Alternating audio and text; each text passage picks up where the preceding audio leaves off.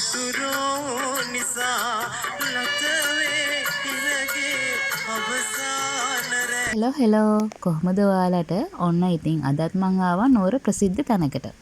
මේ කොහෙද කියන්නේ ඉතින් ඔයාලා දන්නවනේ. මේ විදිහට රුපියල් 100ක ටිකට් එකක් අරගෙන ඔයාලටත් පුළුවන් බෝගම්බර බන්ධනාගාරයට ඇතුල් වෙන්න. බන්ධනාගාරයේ ඇතුළට ආවට පස්සේ තියෙන විදිහ තමයි මේ. ඔයාලට මොකද හිතෙන්නේ? ටිකක් ගරා වැටලා වගේ නේද? ඔය විදිහට තමයි බෝගම්බර බන්ධනාගාරයේ වටේටම තියෙන view එක. මේ ඈතින් පේන කන්දක් උඩ තියෙන බුදු පිළිමය ඔයාලා දන්නවද? නුවර ඉන්න අයට නම් මේක හුඟක් හුරු පුරුදුයි. මේක තමයි බහිරව කන්ද පන්සල. ළඟදිම මේ පන්සලේ vlog එකක් ගේන්නම්කෝ ඔයාලට. ඔන්න ඔහම අපි ඉස්සරහට ඇවිදගෙන ආවා. ඒ ඉස්සරහට ඇවිදගෙන එනකොට තමයි බෝගම්බර බන්ධනාගාරයේ ප්‍රධාන දොරටුව හම්බ වෙන්නේ. මෙතනින් ඇතුල් වෙනවත් එක්කම පුදුම හිතෙන තරමටම ඇතුළ කළුවරයි. මේ බන්ධනාගාරයේ දෙපැත්තම තියෙන සිරකුටි. ඒ සිරකුටිය ඇතුළ කවුරු හරි ඇතුලේ හිටියටවත් පේන්නේ නැති තරමටම පුදුම කළුවරක් තියෙන්නේ. මෙහෙම බන්ධනාගාරයේ ඇතුළටත් අවුව වැටලා තිබුණාට මේ සිරකොටිය ඇතුළ නම් හරිම කළුවරයි. සමහර අය කියනවා මේ බන්ධනාගාරයේ හිටියේ හිරකරුවන්ගේ ඇස් පවා අන්ධ වුණාලු මේ අඳුරු ගතියට. මේ ඔයාලට පේන්න තියෙන්නේ බන්ධනාගාරයේ ඇතුළේ ඉඳන් එළිය බලපුවහම. මේ බන්ධනාගාරයට දැන් හැමෝම බෝගම්බර බන්ධනාගාරය කියලා කිව්වට ඉස්සර මෙතන තිබිලා තියෙන්නේ බෝගම්බර වැව. මේ වැවේ තමයි ඇහැලේපොළ කුමාරිහාමි ගිල්ලලා මරලා තියෙන්නේ. ඒ ඉතිහාස කතාව ඔයාලා ඉතින් දන්නවනේ.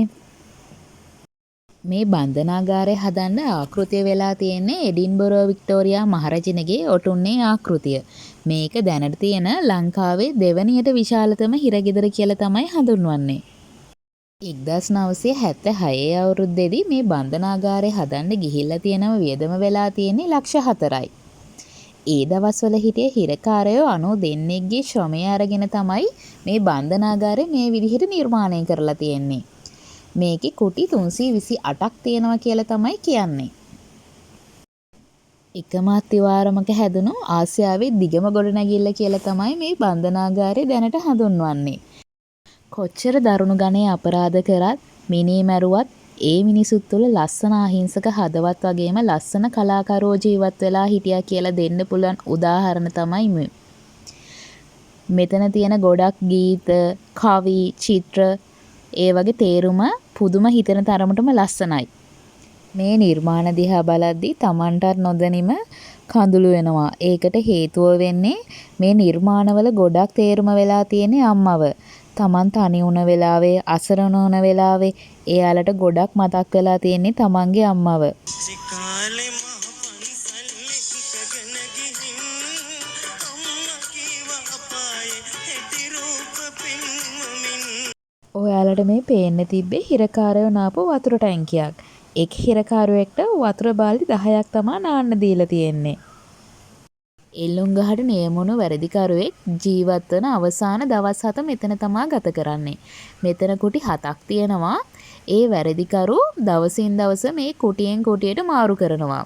එතකොට එයා දන්නවා Tamanට තව දින පොඩි ප්‍රමාණයක් තමා ජීවත් වෙන්න තියෙන්නේ කියලා. එතනම එහා පැත්තෙන් අපිට බලා ගන්න පුළුවන් මේ එල්ලුම්ගහ. මේ එල්ලුම්ගහ එකවර 3 දිනක් වෙලා මරන්න පුළුවන් විදිහට තමයි හදලා තියෙන්නේ. දැනට මෙතන ජීවිත 524 දෙනෙක්ට වග කියලා තමයි තියෙන්නේ. වැරදිකරුගේ බෙල්ලට තොණ්ඩුව වැටෙන්නේ දලදා මාලිගාවට මුහුණලා හිටගත්තාම කියලා තමයි අපිට කිව්වේ. මෙතන අවසන් හුස්ම හෙලලා තියෙන 524 දෙනා අතරට උතුවන් කන්දේ සූර සරදියල්, සිරිපාල හෙවත් මරුසිරා මෙතන තමයි එයාලත් අවසන් හුස්ම හෙලලා තියෙන්නේ. මේ එල්ලුම්ගහ නොකියා දෙයක් තාම කියනවා. ඒ තමයි පුළුවන් විදිහට සාධාරණව ජීවත් වෙන්න කියලා. මෙන්න මෙහෙම උඩුමහලට ආවහම බිම හදලා තියෙන්නේ සම්පූර්ණයෙන්ම ලී වලින්. ඒකට හේතුව වෙලා තියෙන්නේ පොඩි හරි ශබ්දයක් ඇහුණාම මේ මුළු ශාලාවෙම පැතිරලා යන්න ඕනේ හින්දා. මේ උඩුමහලට දාලා තියෙන්නේ දරුණු ගණේ අපරාධ කරපු අය. ඒ වගේම තරුණ හිරකාරුවොත් දාලා තියනවා කියලා තමයි කිව්වේ. මේ තියෙන කුටි පල්ලෙහා තියෙන කුටි වලටත් වඩා සමහරක් ඒවා හරිම අඳුරුයි. ඔයාලට ආවොත් බලා ගන්න පුළුවන්. දැන් නම් මේ බෝගම්බර බන්ධනාගාරේ ගොඩක් අබලන් තත්ත්වෙන් තියෙන්නේ. සමහරක් තැන්වලට බෝඩ් දාලා තියෙනවා යන්න එපා කියලා.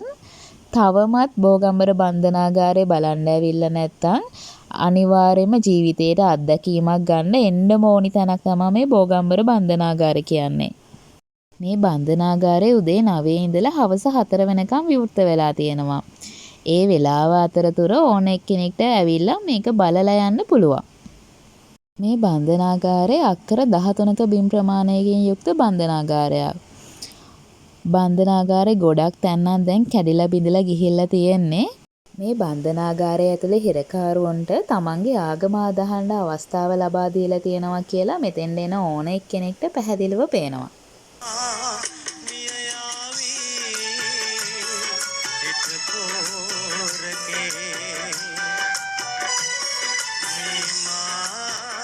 ඔයාලට මම ඉස්සෙල්ලා කිව්වනේ එල්ලුම් ගහට නියම වෙච්ච මරුසිරා ගැන.